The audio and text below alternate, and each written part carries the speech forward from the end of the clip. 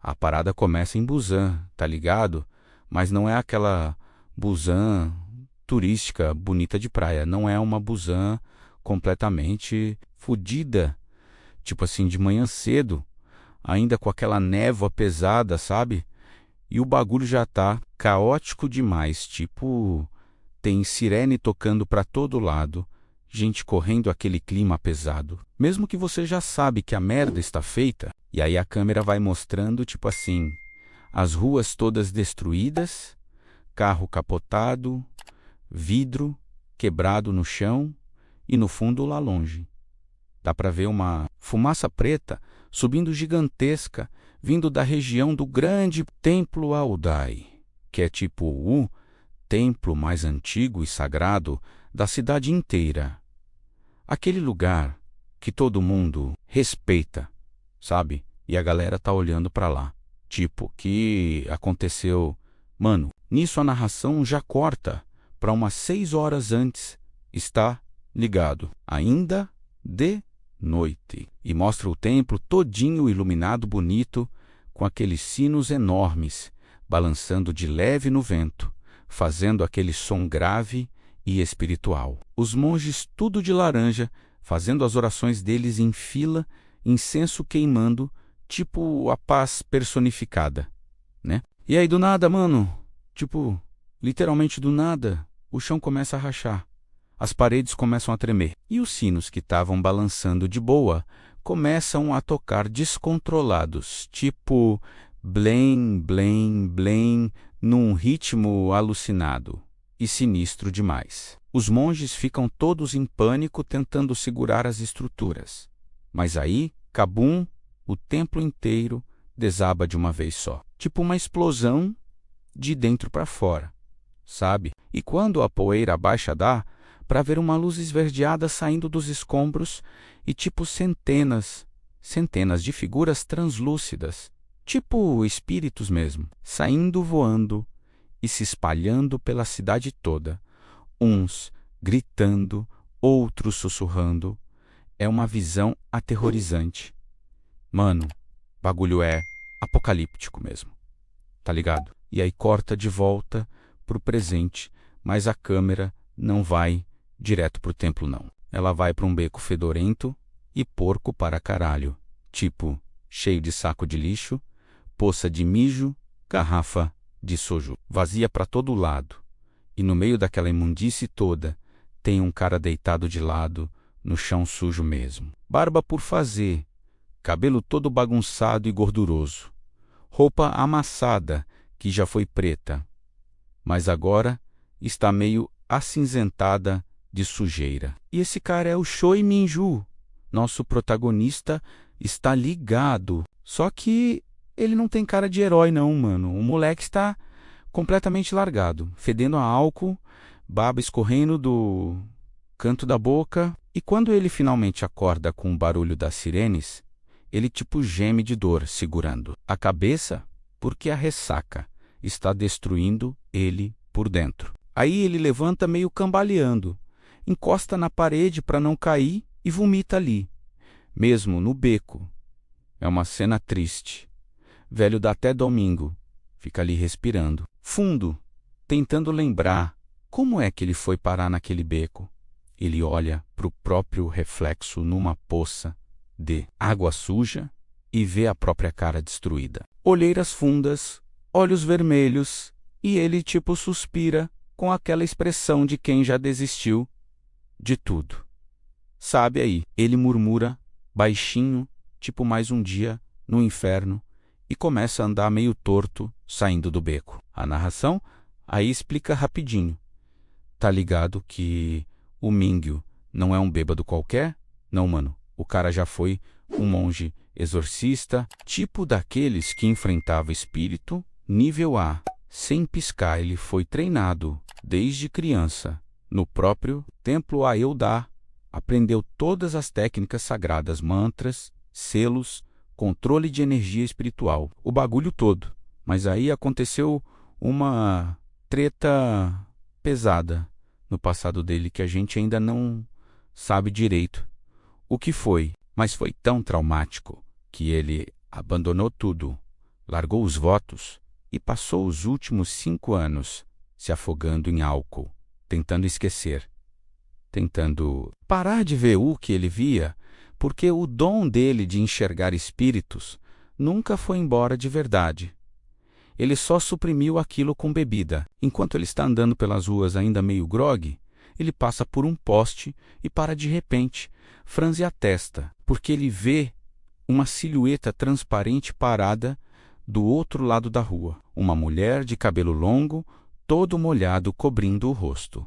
E ela está olhando diretamente para ele. Minju pisca várias vezes. Balança a cabeça, tipo não. Não, isso é ressaca. Só ressaca.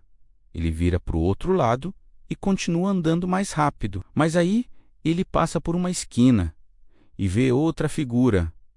Um homem de terno velho com a cabeça torta, num ângulo impossível, parado na frente de uma loja. E esse cara também está olhando para ele. E aí, o Minju, para no meio da calçada, e tipo, gira a cabeça, devagar olhando em volta. E cara, a cidade tá cheia desses espíritos. Tem dezenas deles andando entre as pessoas normais, sentados em bancos, encostados em paredes, e ninguém tá vendo eles. Só o Mingyu. E aí, ele sussurra, tipo, não, não, não. Eu parei com isso. Eu parei.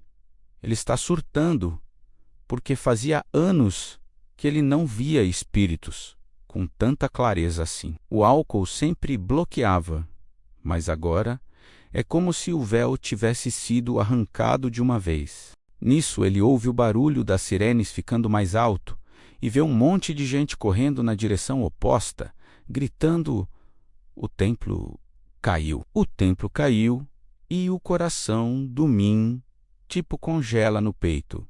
Ele pergunta para uma mulher que está correndo qual templo. E ela grita sem parar: Aeldai! O templo Aeldai desabou de madrugada. E, mano, a expressão do Mingyu muda completamente. Ele fica pálido, os olhos arregalam, e mesmo tonto.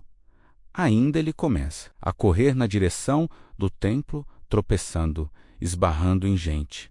Mas correndo mesmo assim, porque aquele lugar ainda significa alguma coisa para ele, né? Foi à casa dele por 15 anos. Quando ele finalmente chega perto da área do templo, tem fita de isolamento da polícia, bombeiros, ambulâncias, repórteres filmando. E o cenário é de destruição total, mano. O templo, que era uma estrutura linda, de madeira e pedra centenária, agora é só um monte de escombros fumegantes. Vigas caídas, telhas quebradas espalhadas. E, o pior dá para ver lençóis brancos cobrindo corpos no chão. Tipo muitos corpos. Minju para na fita de isolamento e fica ali, parado, olhando incrédulo. Ele vê os bombeiros tirando mais corpos dos escombros. Corpos de monges com as vestes laranjas, rasgadas e ensanguentadas. Alguns com expressões congeladas de terror puro, e ele reconhece.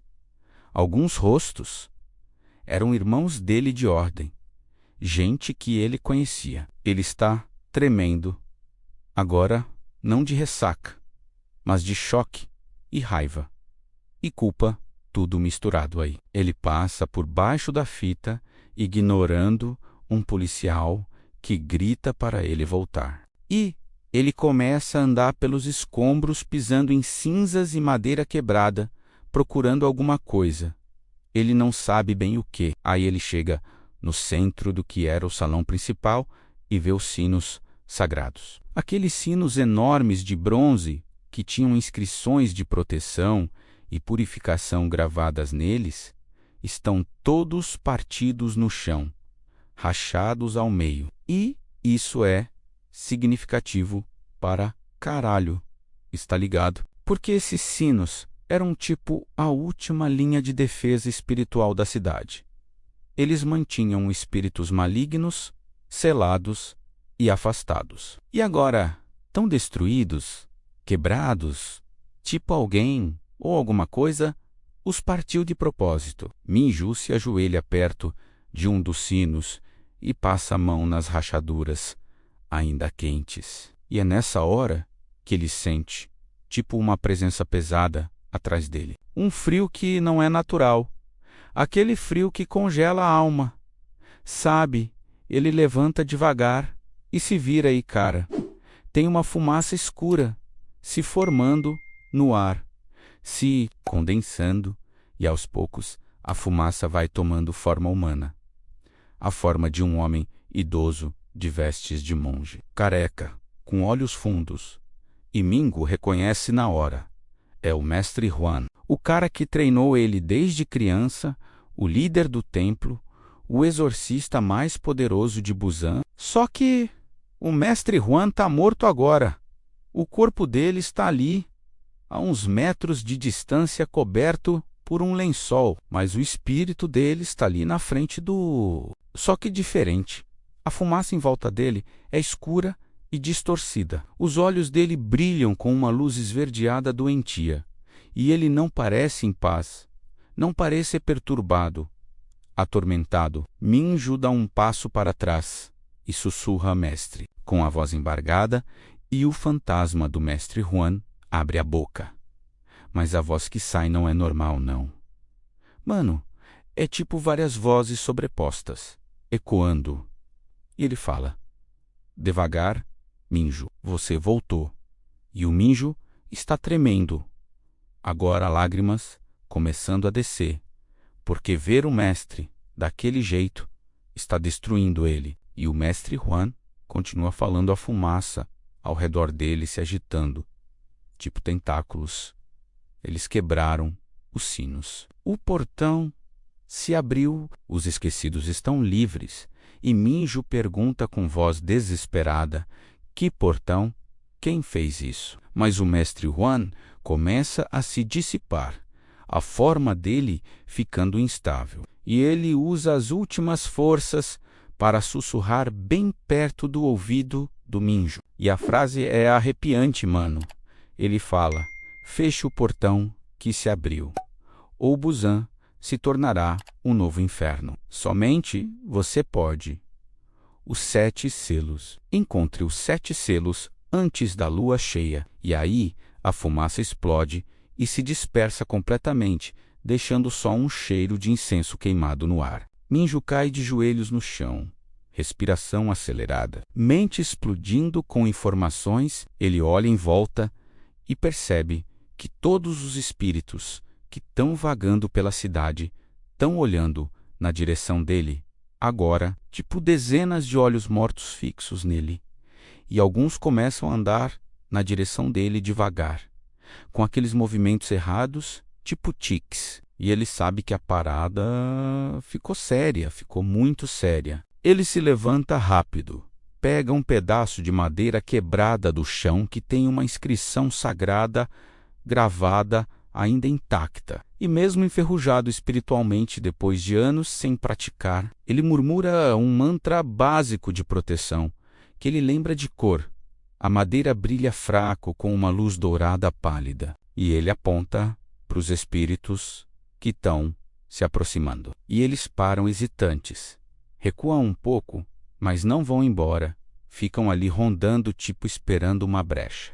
A cena fecha com o Minju, ainda segurando a madeira brilhante, cercado de espíritos, no meio dos escombros do templo destruído, a cidade de Busan, ao fundo, com aquela fumaça preta ainda subindo. E ele olha para o céu que está começando a escurecer de novo, anunciando a noite. E a narração fecha falando tipo: e é aí que o Shoi Minju, ex-monge fudido e alcoólatra, percebe que não tem mais como fugir do passado dele. Não tem mais álcool no mundo que vai apagar o que ele viu. E agora ele tem até a lua cheia para encontrar 7 selos que ele nem sabe o que é direito. Para fechar um portão que está derramando espíritos vingativos pela cidade toda, e a pior parte, ele está sozinho, sem poder, sem aliados e completamente sem noção de por onde começar. Mas aí, a noite cai de vez sobre Busan e os espíritos ficam muito mais ativos no escuro, e o Minghe ouve gritos vindo de uma rua próxima, gritos humanos de verdade. E ele sabe que se ele não fizer nada, gente inocente vai morrer essa noite. Será que o monge largado ainda tem alguma centelha do exorcista que ele era? A parada continua exatamente de onde parou, está ligado, com o Mingyu ainda ali no meio dos escombros do templo segurando aquela madeira brilhante e fraca que está tipo quase apagando já porque o cara está há anos sem praticar nenhuma técnica espiritual. E os espíritos ao redor dele estão tipo testando os limites, sabe? Chegando mais perto, recuando, chegando de novo, tipo predadores, cercando uma presa ferida. Aí ele ouve os gritos vindos da rua de baixo ficando mais altos e desesperados. Tem gente gritando, me ajuda, tem algo me puxando. E o Minju olha naquela direção e depois olha de volta para os escombros do templo. E cara, a expressão dele é de conflito total. Dá pra ver na cara dele que ele quer muito só sair correndo pro outro lado e se enfiar num bar. Mas os gritos não param, mano. Ele acaba tomando a decisão, xinga baixinho. Porra! Joga a madeira no chão e começa a correr na direção dos gritos, tropeçando nos escombros, pulando destroços. E quando ele chega na rua, vê uma cena pesada. Tem tipo uns 5 civis normais encurralados contra a parede de um prédio e ao redor deles tem esses espíritos. Só que esses aqui são diferentes dos que estavam só vagando antes, tá ligado? Esses tão mais sólidos, mais definidos, com expressões de raiva pura nos rostos distorcidos. E um deles está literalmente com as mãos enfiadas no peito de uma mulher jovem que está gritando, se debatendo. Mas ninguém mais consegue ver o espírito. Então, para todo mundo, parece que ela está tendo um ataque do nada. Minju chega correndo e, por instinto, grita Ya. E os espíritos viram para ele todos de uma vez. E eita, que o clima fica pesado. Porque eles sentem que ele consegue ver eles. E isso deixa eles, tipo, excitados, sabe? Tem um sorriso torto se formando nos rostos deles. O espírito que estava atacando a mulher solta ela que cai no chão, desmaiada. E os 5 espíritos começam a flutuar na direção do Minryu lentamente, fazendo aquele barulho de respiração pesada e errada. Minju recua instintivamente, olha em volta, procurando qualquer coisa que possa usar. Vê um poste de sinalização caído, corre e arranca ele do chão, e mesmo sendo metal normal, ele tenta canalizar energia espiritual. Tipo antigamente, fecha os olhos por um segundo e murmura um mantra de purificação que ele lembra. Om Mani Padme Limpe. A impureza, liberte a alma. Só que, mano, nada acontece. Tipo zero, o poste não brilha, não esquenta, nada. Continua só um pedaço de metal frio e o Minju abre os olhos tipo, caralho, eu tô muito enferrujado. Os espíritos já estão quase em cima dele, quando de repente uma onda de energia pesada varre a rua inteira. Tipo um vento gelado, que faz até os espíritos pararem no ar, e aí se forma entre o Minju e os espíritos uma fumaça preta densa que vai tomando forma e é o mestre Huan de novo. Só que agora ele está mais definido, maior, imponente, e mesmo sendo um fantasma, ele libera uma pressão espiritual que faz os outros espíritos recuarem, chiando tipo animais assustados. O mestre Huan levanta uma mão translúcida e faz um gesto rápido no ar, desenhando um símbolo brilhante, e esse símbolo explode em luz dourada que atinge os 5 espíritos de uma vez e eles, literalmente, se desintegram, gritando, virando. Cinzas que sobem pro céu, o bagulho foi rápido e brutal. Mano, Minju está ali parado, segurando o poste inútil, olhando para a fumaça do mestre Huan, que agora se vira para ele. E o rosto do fantasma tá tipo triste e decepcionado ao mesmo tempo. Aquela decepção de pai, sabe, e ele não fala nada. Mas a presença dele diz tudo. Tipo, olha, o que você se tornou? Minju desvia o olhar com vergonha. Larga o poste no chão, fazendo barulho. E os civis, que estavam sendo atacados, agora estão meio confusos, porque a mulher que desmaiou está começando a acordar e eles não entenderam nada do que aconteceu. Então, começam a se afastar, devagar assustados. Minju ignora eles e começa a andar rápido saindo dali. E o fantasma do mestre Huan simplesmente desaparece, tipo fumaça no vento. Corta para uns minutos depois. Minju está andando pelas ruas de Busan, que agora está começando a anoitecer, de verdade, as luzes da cidade, acendendo. Mas tem um clima sinistro no ar, tá ligado?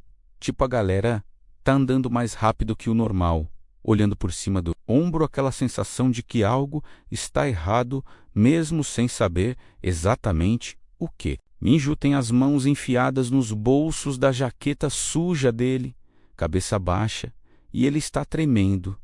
Mas não de frio, não. É tipo abstinência e estresse misturados.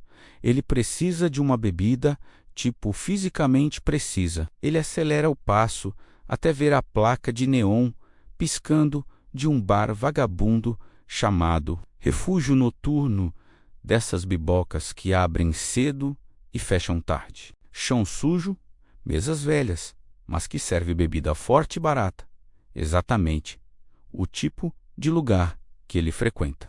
Ele entra no bar e o dono, um coroa de uns 60 anos, com cara de poucos amigos, só levanta a sobrancelha, tipo, ué, você não morreu ainda? E Minju ignora o comentário e vai direto, sentar num banquinho, no balcão mais afastado do canto. Bate na madeira com a mão e fala soju, a garrafa toda, e deixa mais 2 já separadas. E o dono revira os olhos, mas pega uma garrafa verde de soju, bem gelada, e coloca na frente dele, com um copinho. Minju nem usa o copinho, mano. Ele simplesmente abre a garrafa e vira direto no gargalo, e dá para ver o desespero ali. Sabe, ele está bebendo, tipo quem está se afogando, e finalmente achou ar. Fecha os olhos, sentindo o líquido queimar a garganta e descer para o estômago vazio. Ele coloca a garrafa na mesa, respirando fundo. Limpa a boca com as costas da mão e fica ali, olhando para o líquido transparente, que sobrou balançando de leve dentro da garrafa de vidro verde. E é aí que ele percebe algo errado, porque o reflexo que ele vê na superfície do líquido não é o dele, é o rosto do mestre Huan, olhando de volta para ele de dentro da garrafa. Minju levanta a garrafa brusco, olhando direito, achando que está vendo coisa, sacode ela. Mas quando olha de novo, o rosto do mestre ainda está lá. E aí, a voz ecoa na cabeça dele, tipo telepatia. Você não pode fugir, Minju. Nem a bebida vai te salvar agora. Minju joga a garrafa com força no chão. Ela estoura, espalhando vidro e soju para todo lado. O dono do bar grita: "Ei, que porra é essa? Vai ter que pagar." Mas Minju já está se levantando, cambaleando. Respiração acelerada, olhando em volta tipo paranoico. E aí ele vê, no espelho embaçado, atrás do balcão, a silhueta completa do mestre Huan de pé, logo atrás dele. E quando ele se vira assustado, não tem ninguém ali. Mas quando olha de volta para o espelho, o mestre continua lá, parado, observando. "Caralho, me deixa em paz!" Minju grita alto e o dono do bar: E os outros 2 clientes que estavam lá olham para ele, tipo, esse maluco está surtando. Mas ninguém vê o fantasma, só ele. O mestre Wan, no reflexo do espelho, move os lábios e a voz ressoa na mente do Minju de novo. Só que agora mais clara, mais urgente, está ligado: quando os 7 sinos caírem, o inferno subirá e Busan será seu portal. Isso não é metáfora. Mingu é profecia antiga, registrada há 300 anos pelo fundador do templo. Os 7 sinos eram feitos de bronze sagrado, forjado com cinzas de monges iluminados, cada um selando uma das 7 portas do plano inferior. Com eles quebrados, as portas estão abertas e os esquecidos estão subindo. Minju tampa os ouvidos com as mãos, tipo criança, balançando a cabeça. Eu não quero saber. Não é meu problema. Eu saí dessa vida. Mas a voz do mestre continua implacável. Você é o único que resta com o sangue da linhagem dos protetores de Ayodhya. Você foi escolhido desde criança. Você jurou proteger esta cidade. Eu não jurei porra nenhuma. Minju grita de volta, agora totalmente descontrolado. Lágrimas de raiva escorrendo. Você me fez jurar quando eu tinha 8 anos e não entendia merda nenhuma. Você me usou, me treinou, feito soldado, me fez matar. E ele para na última palavra, a voz embargando, porque ele quase disse demais. O bar fica em silêncio constrangedor. O dono fala: ó parceiro, ou você se acalma, ou eu chamo a polícia. E Minju respira fundo, tentando se controlar. Joga umas notas amassadas no balcão, muito mais do que o valor da bebida, e sai tropeçando para a rua, antes que alguém realmente chame as autoridades. Lá fora já está noite fechada, e Busan à noite. Agora está diferente, mano.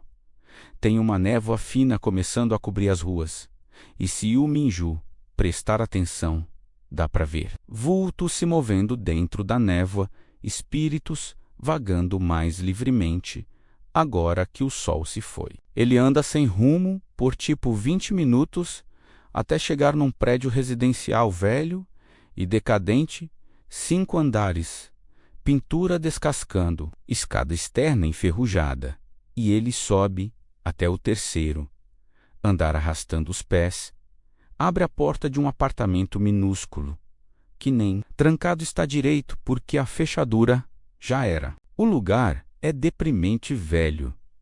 Tem colchão no chão, sem lençol, coberta suja jogada, garrafas vazias espalhadas, por todo lado pia da cozinha cheia de louça, mofada, cheiro de mofo e cigarro. É literalmente um lugar onde alguém está só esperando morrer.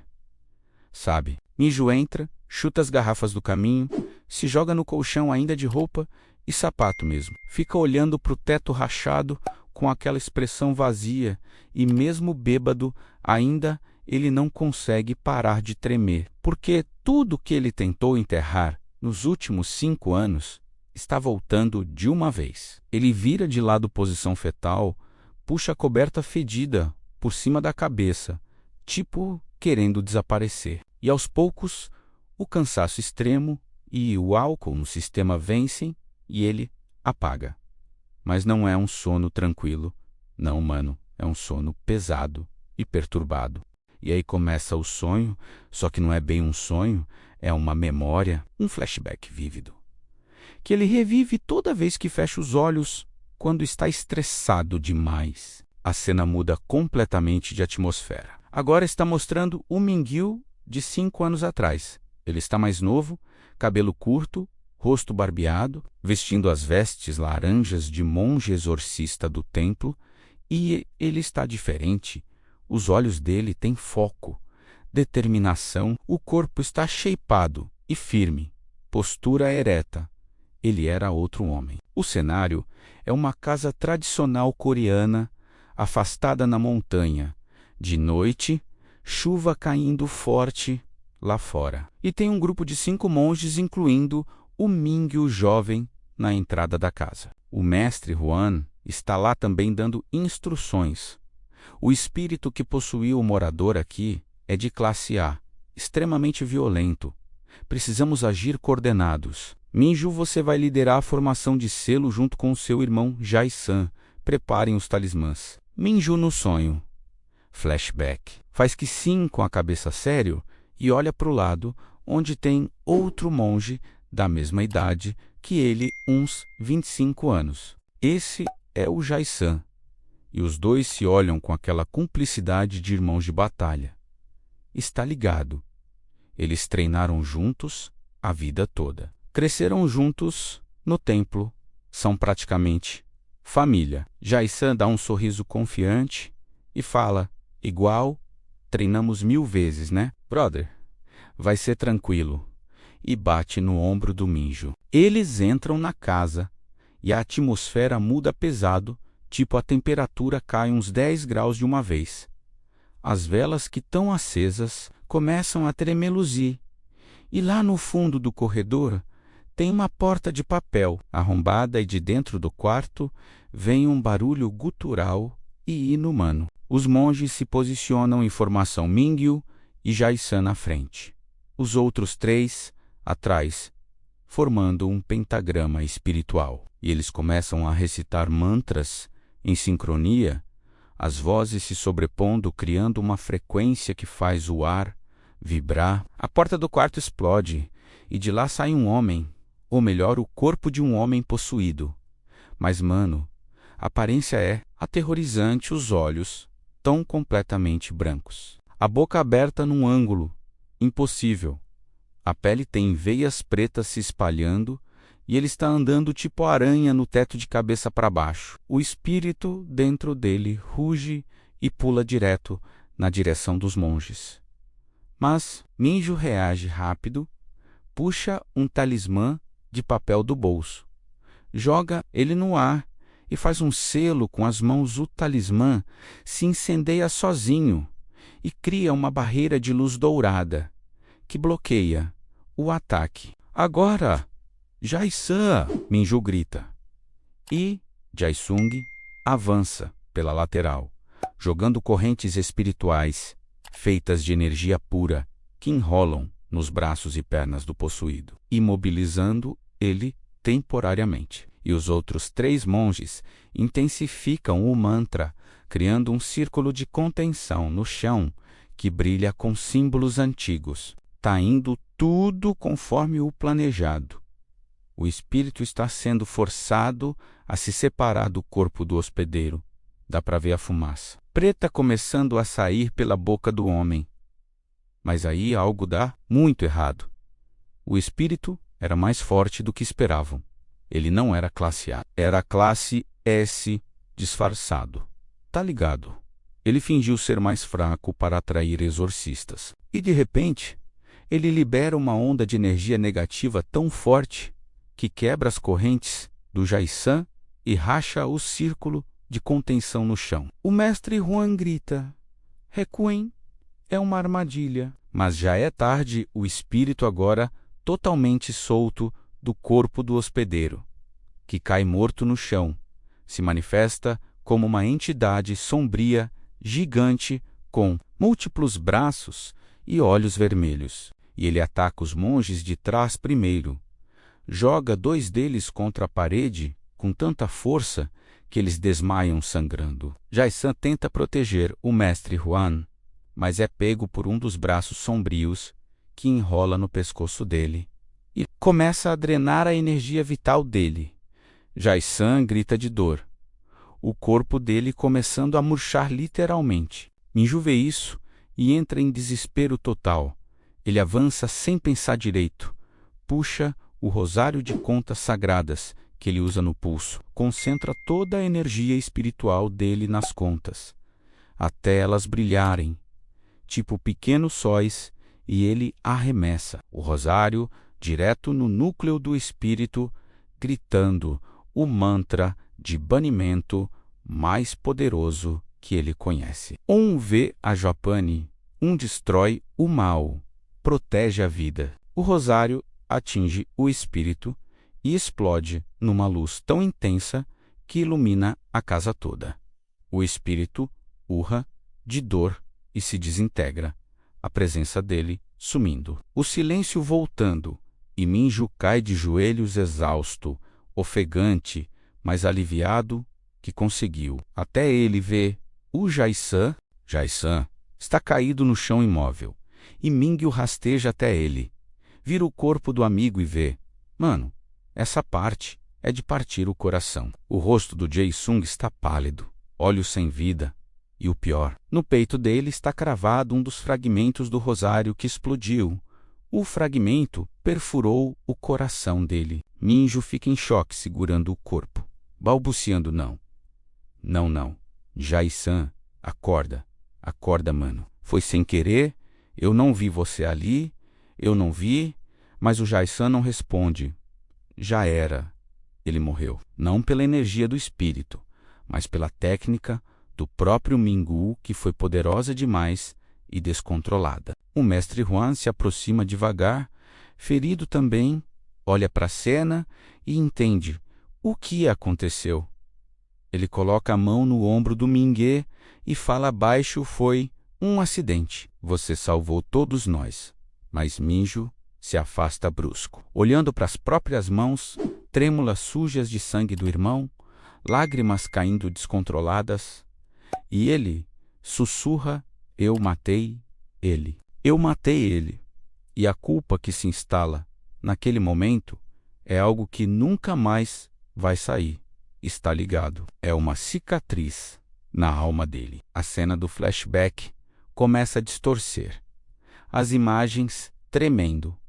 O rosto morto do Jae-sung se transformando em algo grotesco. A boca se abrindo e a voz do espírito que ele matou saindo de lá: assassino.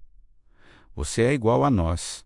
Matou seu irmão. Não merece redenção. E aí, o Minju acorda gritando no colchão sujo do apartamento dele. Corpo encharcado de suor, respiração descontrolada, tipo ataque de pânico. Ele olha em volta desorientado, até perceber que está de volta no presente, de volta na merda, que é a vida dele. Ele senta na beirada do colchão segurando a cabeça com as duas mãos, ainda tremendo, e é nessa hora que ele ouve, vindo de fora da janela do apartamento, o som de sinos tocando de leve ao vento. Mas isso não faz sentido porque os sinos do templo foram destruídos. Ele levanta com dificuldade, caminha até a janela suja, abre ela e olha para fora. E lá longe, no horizonte em direção ao mar, dá para ver na escuridão da noite luzes estranhas flutuando no céu, tipo centenas de pontos de luz, esverdeados, se movendo, e embaixo deles a névoa está mais densa ainda, cobrindo bairros inteiros, e de dentro da névoa tem gritos. Muitos gritos abafados de pessoas. Minju encosta na janela, pernas fracas, e sussurra para si mesmo: Busan está se fodendo, e é minha culpa também. Eu abandonei meu posto, deixei o templo sem proteção. Ele olha para a própria mão direita, onde tinha a marca espiritual da ordem, uma tatuagem de lótus que ficava no pulso dele. Só que agora ela está completamente apagada, sumida. Porque quando ele renunciou aos votos, a marca desapareceu, levando junto os poderes que ela concedia. Ele fecha a mão em punho com raiva de si mesmo. E aí vem a voz do mestre Huan, de novo, agora bem baixinho, como se tivesse ao lado do ouvido dele. Você ainda pode retomar o caminho. Não pelos outros, mas pelo Jai-san. Ele não iria querer que você morresse afogado em culpa e álcool. Ele te perdoaria. Você precisa se perdoar. E quando Minju se vira procurando o fantasma, não tem ninguém ali. Mas em cima do colchão no chão tem algo que não estava lá antes. É uma pequena caixa de madeira velha com o selo do templo Aeldai gravado na tampa. Minju se aproxima devagar, Cauteloso se ajoelha e abre a caixa, e dentro dela tem 3 coisas: um rosário novo de contas de jade, idêntico ao que ele usava antes, um mapa desenhado à mão, mostrando Busan com 7 pontos marcados em vermelho, espalhados pela cidade, e uma carta dobrada com caligrafia antiga. Ele pega a carta com as mãos tremendo, desdobra e lê em voz alta, e é a letra do mestre Huan. Ele reconhece a carta, fala: Minju, se você está lendo isso, significa que falhei em proteger o templo e os sinos caíram. Perdoe este velho por colocar tanto peso em seus ombros desde jovem, mas você realmente é o único que pode consertar isso agora. Os 7 pontos marcados no mapa são os locais onde fragmentos dos sinos caíram após a destruição. Cada fragmento ainda carrega um resquício de poder selador. Colete todos os 7 antes da lua cheia em 10 dias. Leve-os ao altar subterrâneo sob as ruínas do templo e realize o ritual de reconstrução do portão. Este rosário foi abençoado por mim antes de morrer. Ele vai te dar proteção temporária. Não fale, não por mim, mas por todos que ainda vivem nesta cidade. Com fé, Wan. Minju termina de ler e fica ali parado, segurando a carta. E pela primeira vez em 5 anos, ele sente algo além de culpa e desespero. Ele sente um propósito, mesmo que pequeno, mesmo que forçado. Ele pega o rosário de jade e coloca no pulso, e na hora que ele fecha o fecho, o rosário brilha fraco e ele sente uma onda quente de energia percorrer o braço. Não é como antes, está longe de ser como antes, mas é alguma coisa. Ele pega um mapa e estuda os 7 pontos marcados. O primeiro está relativamente perto, numa estação de metrô, abandonada, na zona leste de Busan. Ele levanta, decidido, pega uma jaqueta menos suja do chão, veste por cima da camisa, olha para a própria reflexo num pedaço de espelho quebrado pendurado na parede e vê que continua parecendo um lixo, mas nos olhos dele agora tem uma pequena centelha, bem pequena, mas está lá. Ele fala para a própria reflexão, tipo, dando um ultimato. Tá bom, caralho, vamos fazer isso, mas não é por redenção não. Eu sei que não mereço. É só para não deixar mais gente morrer.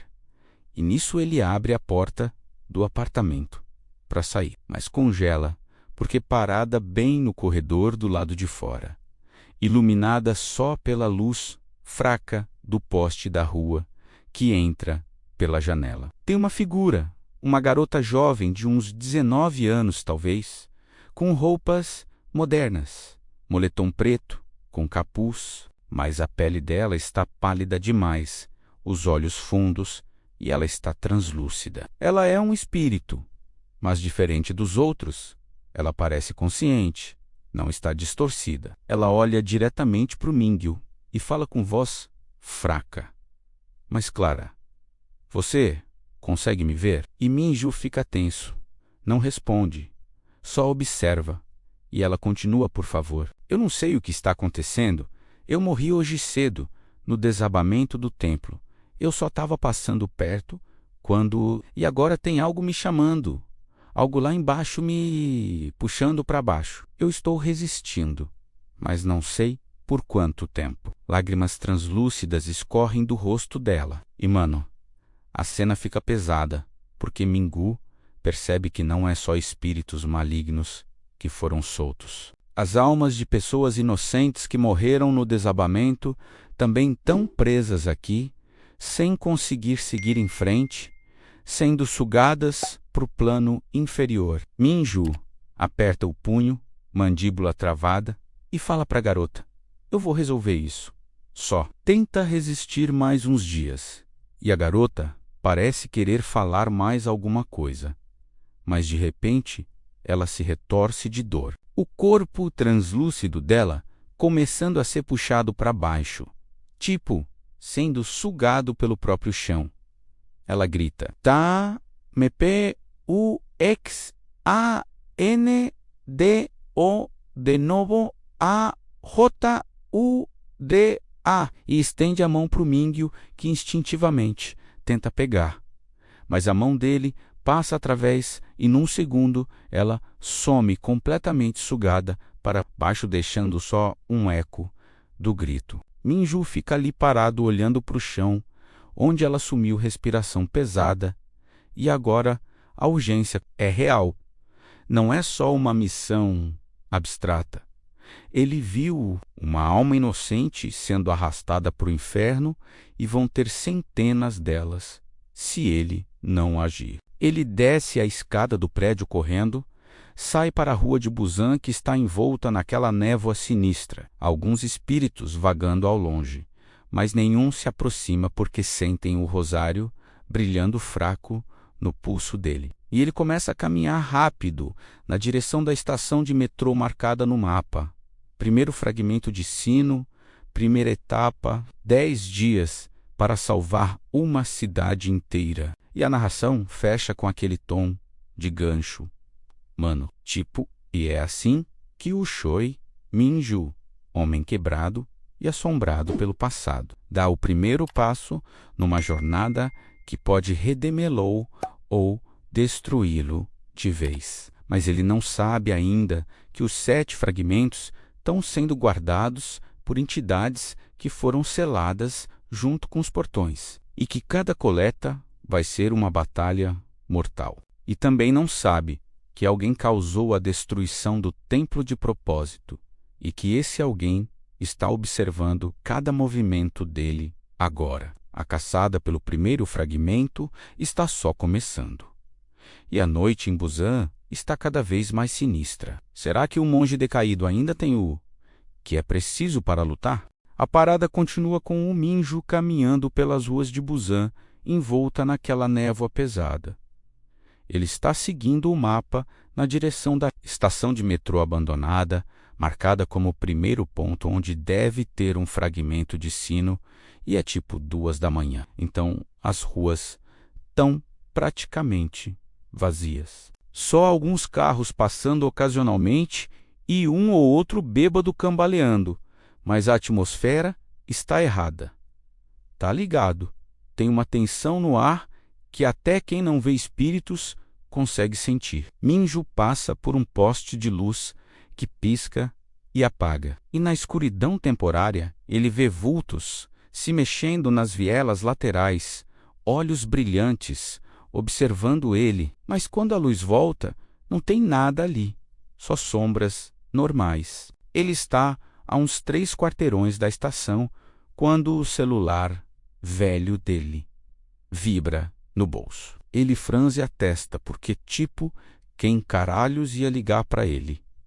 Essa hora, ninguém nem tem o número dele, a não ser ele pega o celular e vê que é número desconhecido, excita, mas atende, coloca no ouvido e fala, meio irritado, alô? E do outro lado, vem uma voz feminina ofegante e desesperada que ele não reconhece.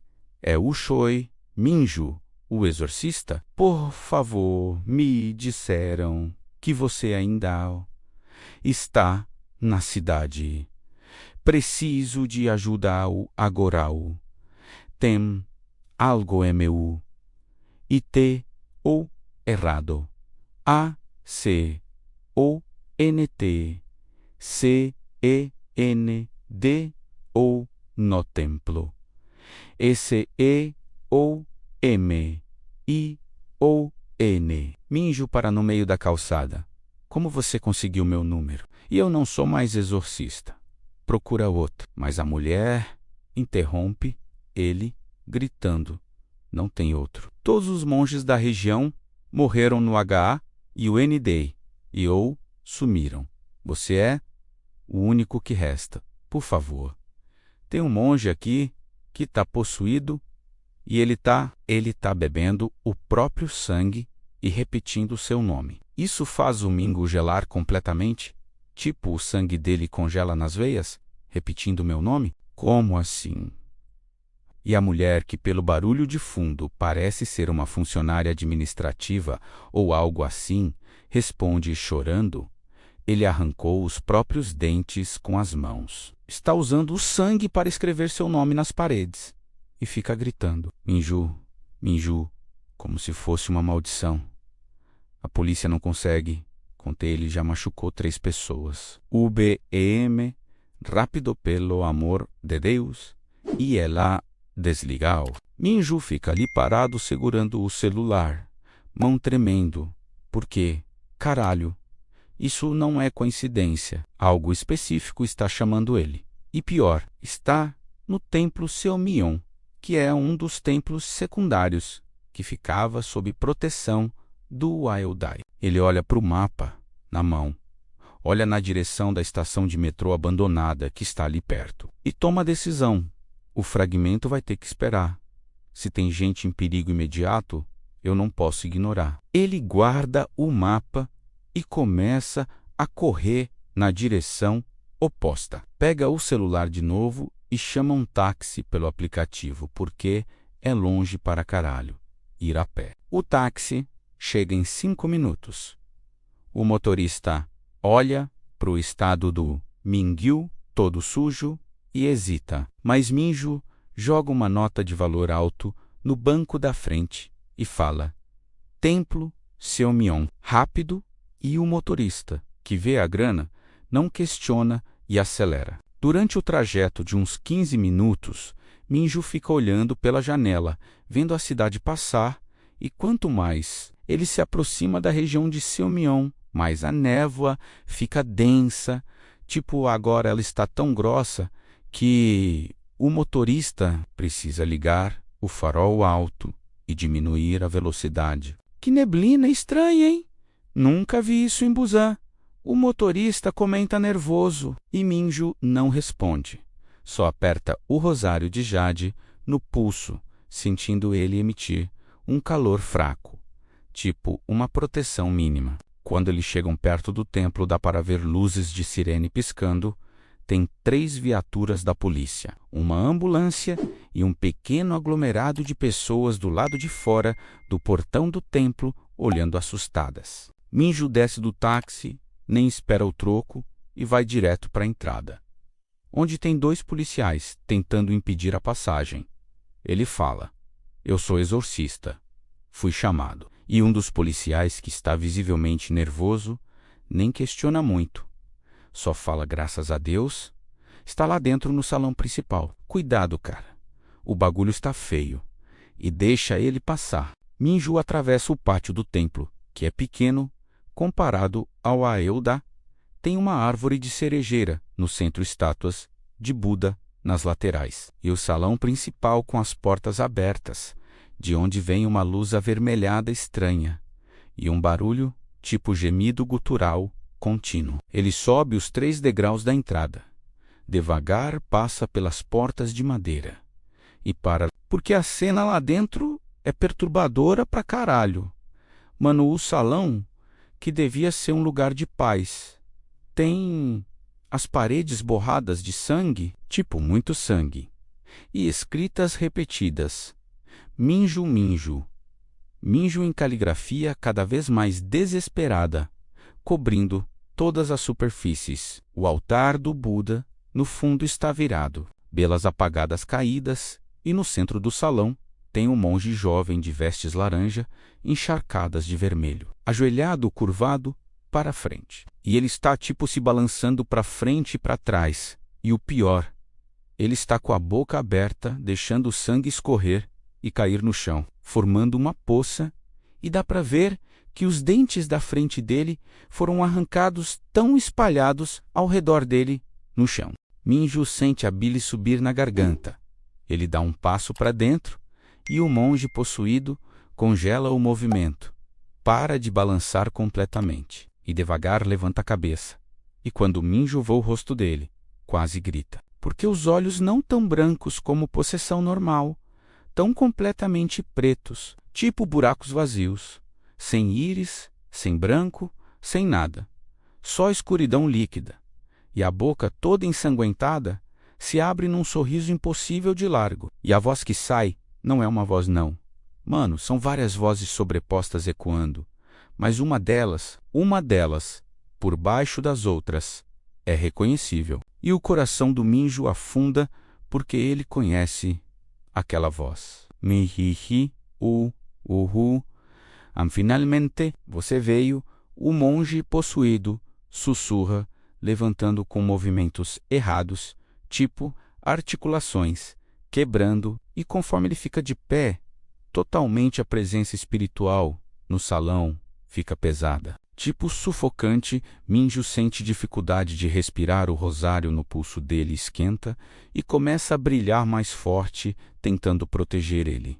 Quem é você? Que espírito está possuindo esse corpo? Minju pergunta, tentando manter a voz firme, mas o monge possuído ri, uma risada múltipla, ecoando errada, e começa a andar na direção dele com passos arrastados, deixando pegadas de sangue. Você não reconhece a voz do seu irmão, do seu melhor amigo, aquele que você matou, e nisso a presença muda, fica mais focada, e entre todas as vozes, a do Jae-sung fica dominante. E o Minju recua tropeçando, tipo, levou um soco no estômago. Não. Jae-san seguiu em frente. Ele não ficaria preso. Ele não. Mas o espírito interrompe. Seguir em frente? Como eu podia seguir em frente quando você me abandonou? Quando você largou tudo que a gente jurou proteger juntos? Quando você se afogou em bebida, feito um covarde? A figura possuída agora está a poucos metros do Minju e para, e algo acontece, que é visual e aterrorizante. Está ligado à fumaça preta, começa a sair do corpo do monge jovem e se condensar, flutuando ao lado dele, formando uma silhueta, e aos poucos a silhueta ganha detalhes. E é o Jae-san, ou melhor, uma versão distorcida e sombria dele, usando as vestes de monge mais rasgadas, a pele pálida, olhos fundos, brilhando vermelho, e no peito dele ainda está visível o ferimento. O buraco onde o fragmento do rosário do Mingyu perfurou o coração dele 5 anos atrás, ainda sangrando uma substância preta. Minju cai de joelhos, lágrimas imediatas escorrendo porque ver o amigo daquele jeito, transformado numa entidade rancorosa, é demais para processar Jae-san. Eu sinto muito. Foi sem querer. Eu juro que... Mas o fantasma do Jae-sung avança num movimento de blar e fica com o rosto a centímetros do rosto do Minju e grita com aquela voz distorcida: não é pela morte que eu te acuso, seu idiota. Acidentes acontecem. Eu sei que você não quis. Eu sei disso. Mas você fugiu.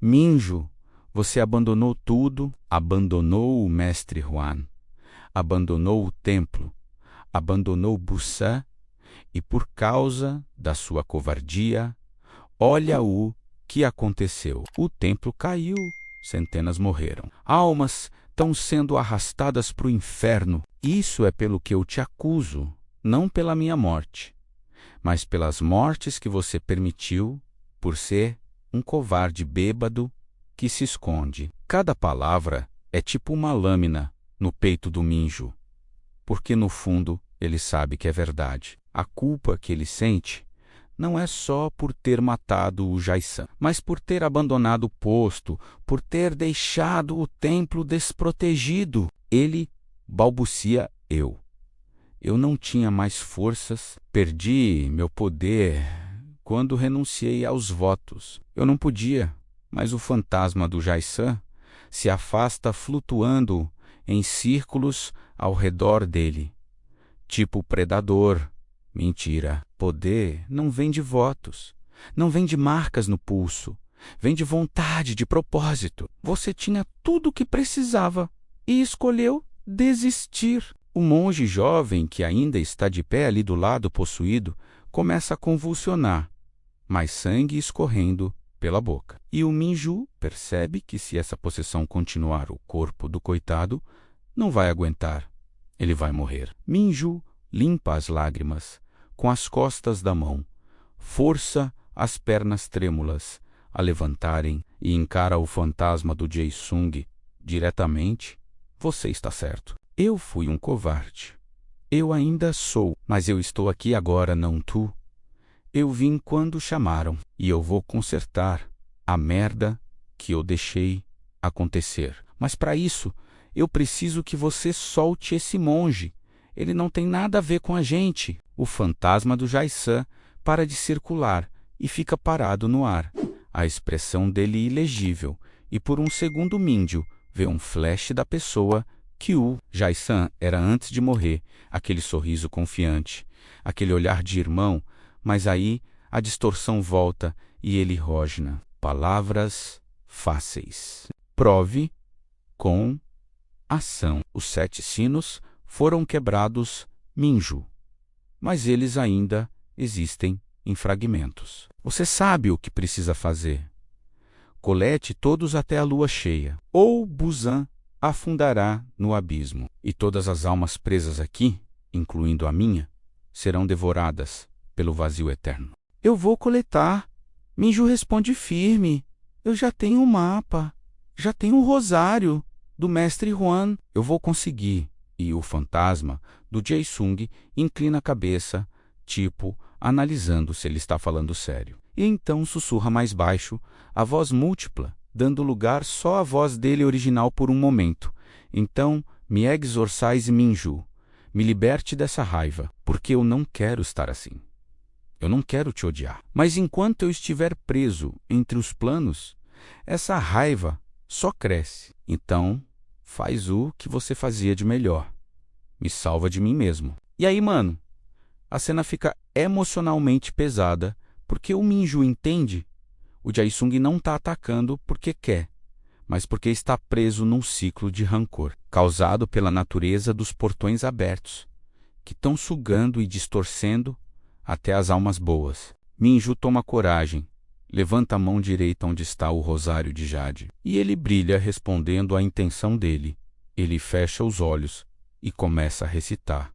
E dessa vez, não é um mantra genérico não, é o mantra, aquele que ele e Jae-sung criaram juntos durante o treinamento, uma combinação única de versos budistas e coreanos antigos, pela luz que nos guiou, pela chama que compartilhamos. Liberte-se das correntes da dor e siga para o descanso eterno. Irmão de alma, eu te absolvo e peço que me absolva também. O rosário explode em luz dourada brilhante, que preenche o salão inteiro, e o fantasma do Jae-san é envolvido pela luz. Ele grita, inicialmente de dor, mas o grito vai se transformando em alívio, a forma distorcida dele começando a purificar, as sombras se dissolvendo, a pele pálida, ganhando cor, o ferimento no peito fechando, e por um momento ele volta a ser exatamente como era o Jae-san, sorridente e gentil, e ele olha para o Mingyu e fala com a voz limpa. Obrigado, agora vai. Salva os outros. E se salva também está, e ele se dissolve em partículas de luz dourada que sobem e atravessam o teto, desaparecendo, finalmente livre. O monge jovem possuído imediatamente desmaia, caindo no chão. A presença opressiva sumindo do salão, e Minju corre até ele, vira o corpo e verifica a pulsação. Tá fraca, mas tá lá. O cara vai sobreviver. Paramédicos entram correndo no salão, nessa hora que o perigo passou, e levam o monge na maca, e um deles olha pro Minju. Tipo, você fez isso? E Minju só balança a cabeça, que sim, exausto. O corpo dele tremendo todo de esgotamento espiritual, porque ele não estava acostumado a canalizar energia assim. Depois de tanto tempo parado, ele sai do salão cambaleando, passa pelos policiais que olham para ele tipo herói, mas ele não se sente assim, sente só cansaço. Sai para o pátio do templo e se senta embaixo da árvore de cerejeira, tentando recuperar o fôlego. É aí que ele percebe algo estranho no chão ao lado dele. Tem uma pequena conta de jade brilhando fraquinho, e não é do rosário dele. porque ele verifica e todas as contas estão intactas no pulso. Então, essa conta veio de outro lugar, ela literalmente se materializou ali. Ele pega a conta e, no segundo que toca nela, uma visão flash atinge a mente dele. Tipo download, ele vê imagens rápidas.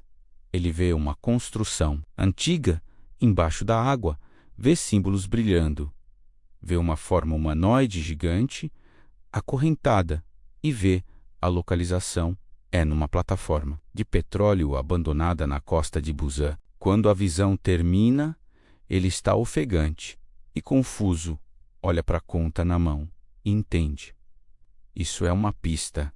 Cada vez que ele exorcizar um espírito conectado aos sinos ou aos portões, ele vai receber essas pistas sobre onde os fragmentos estão ou sobre os perigos que guardam eles. Ele guarda a conta no bolso junto com o mapa e, nessa hora, a mesma mulher que ligou para ele antes, uma senhora de uns 50 anos de roupas administrativas do templo, se aproxima agradecendo-o profusamente.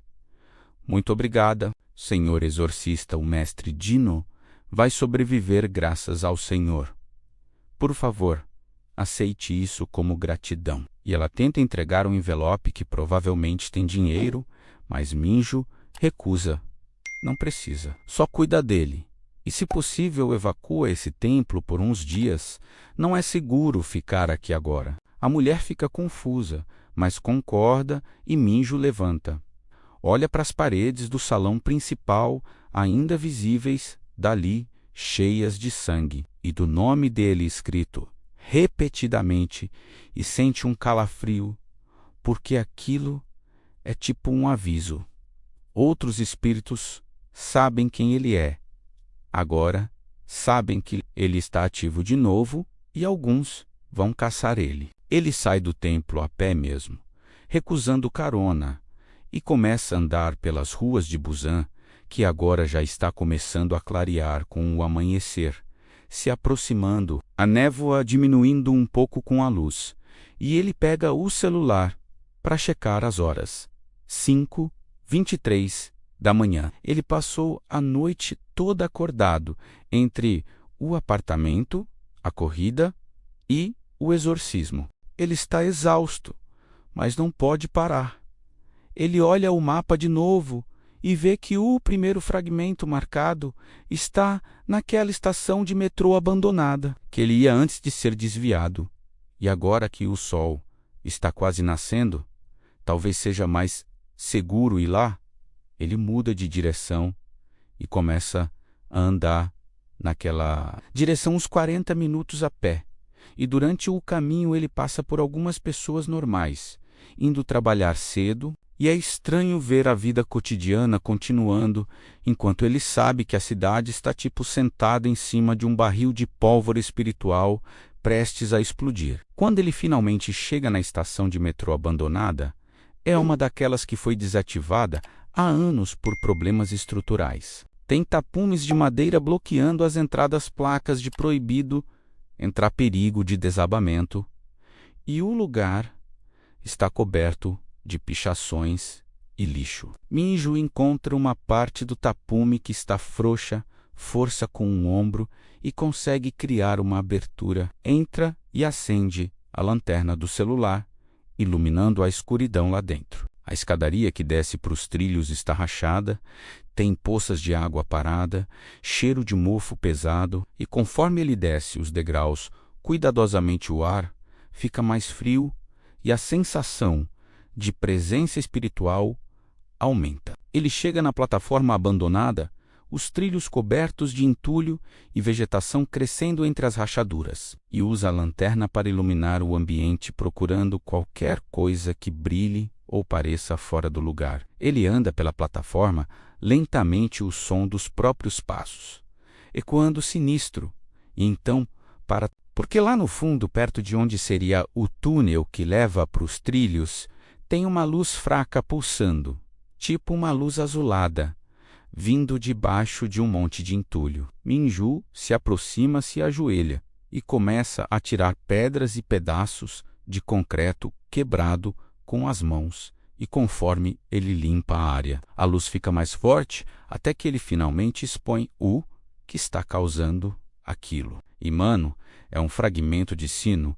tipo um pedaço de bronze, do tamanho de uma mão humana, ainda com parte das inscrições sagradas gravadas nele brilhando em azul. Ele estende a mão para pegar, mas no segundo que os dedos dele tocam o metal, uma onda de energia o arremessa. Para trás com força, ele voa tipo 3 metros e bate de costas numa pilastra rachada, caindo no chão com dor nas costas. Caralho! Ele xinga se levantando com dificuldade e aí entende.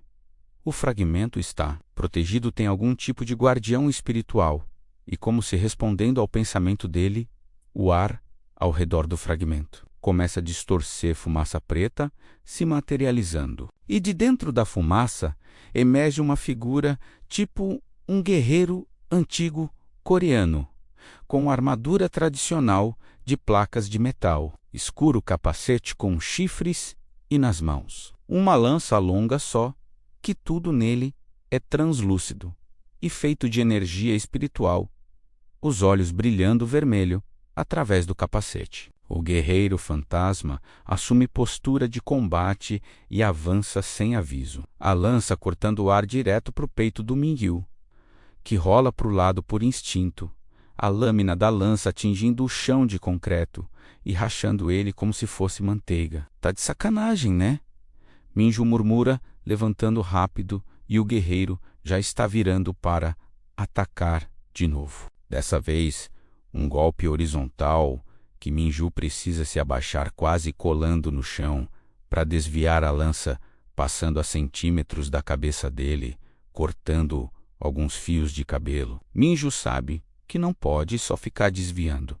Ele precisa contra-atacar. Então ele levanta a mão com o rosário e tenta canalizar energia de novo, como fez no templo. Recita um mantra de banimento Om Vajrapani 1, e o rosário brilha liberando um pulso de luz dourada que atinge o guerreiro fantasma no peito, o fazendo recuar, deslizando pelos trilhos, mas não o destrói, só o irrita. O guerreiro ruge uma voz profunda e ecoante que faz a estação toda vibrar e ele muda de tática. Começa a fazer movimentos circulares com a lança, criando um vórtice de energia negra que suga entulho e sujeira do chão, criando tipo um mini tornado. O vórtice começa a sugar o Mingyu, também ele tenta se segurar numa pilastra, mas a força é muito grande. Seus pés saem do chão e ele é puxado na direção do guerreiro que está posicionando